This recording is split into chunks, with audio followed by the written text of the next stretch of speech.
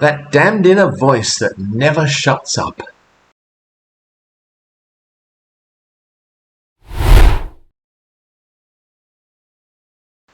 Apparently, and this is something I've only discovered recently, a small but significant number of people don't actually carry out an internal monologue.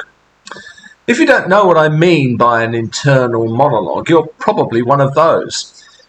In New Zealand, at least, which is where this research has been carried out, approximately 0.8%, so less than 1 in 100 people, experience this lack of an inner voice.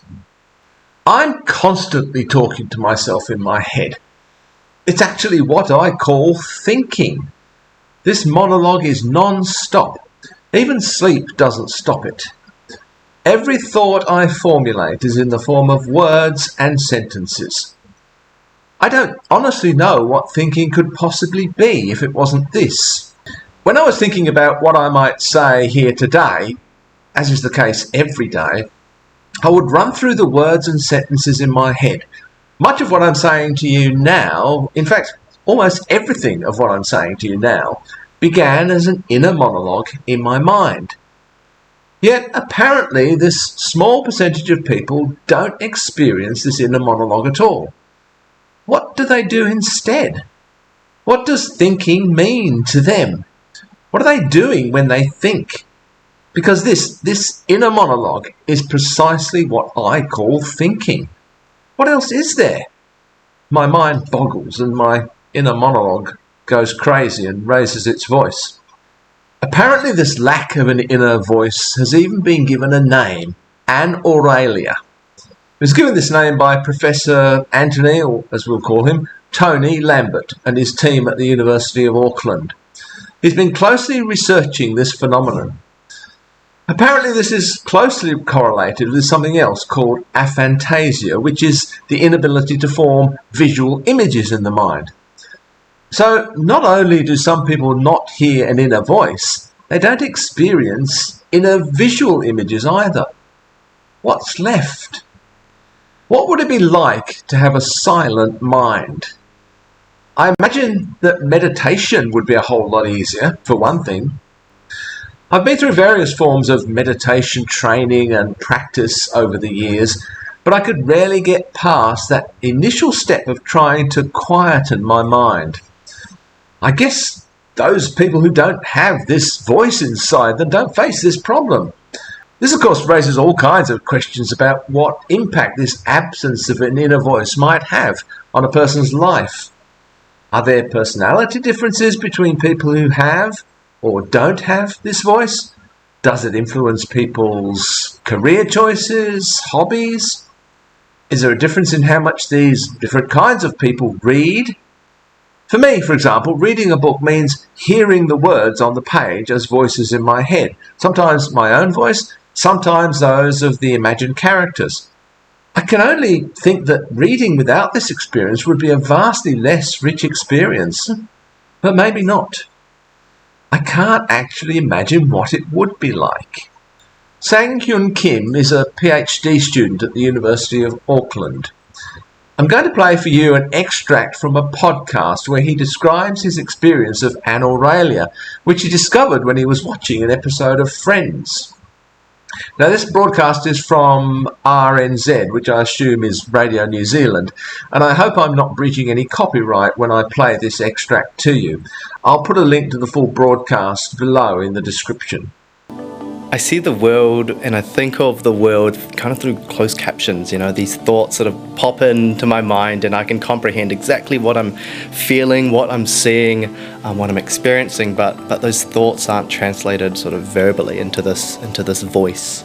It's a very interesting way of seeing the world, what's completely normal to me, but it feels sort of so strange having heard what everyone else goes through, having these sort of conversations with yourselves or rationalizing your thoughts via some kind of voice, which to me is kind of freaky in a way.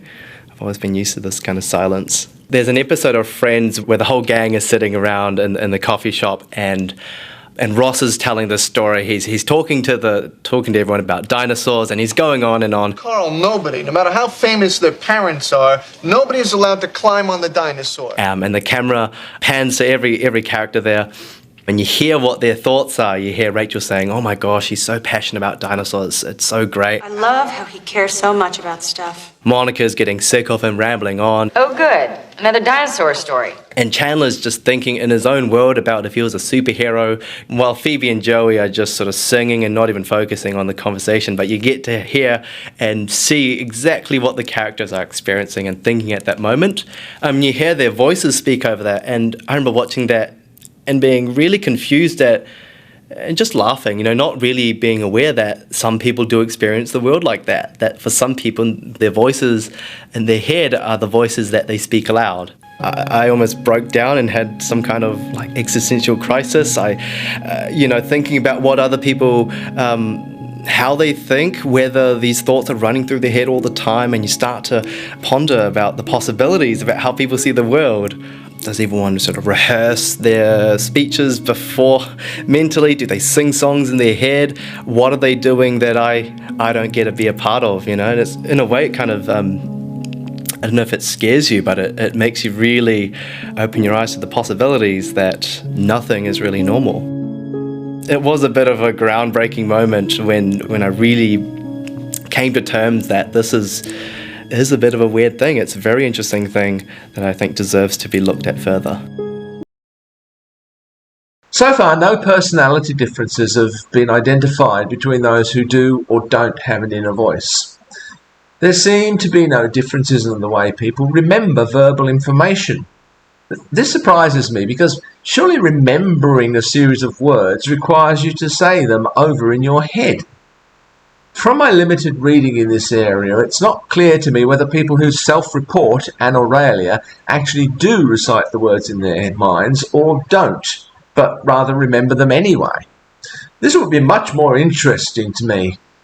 Would this mean that the information is stored in some other way than verbally, some kind of analog form? Or is it in fact stored verbally, but they're unable to access this directly until they verbalize the remembered words out loud? Or is it something else entirely? So many fascinating unanswered questions. The researchers are also looking into how, or indeed whether, people experience songs and music in their head. Does it sound like an exact copy of what you actually hear? Is it simplified or modified in some way, or don't you hear it at all?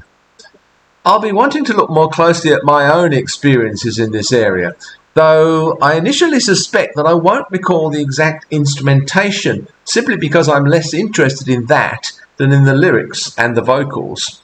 The focus of Tony and his team going forward centre around how people who experience anauralia process and store information in the present, how they create and recall memories, and how they imagine the future, how they plan.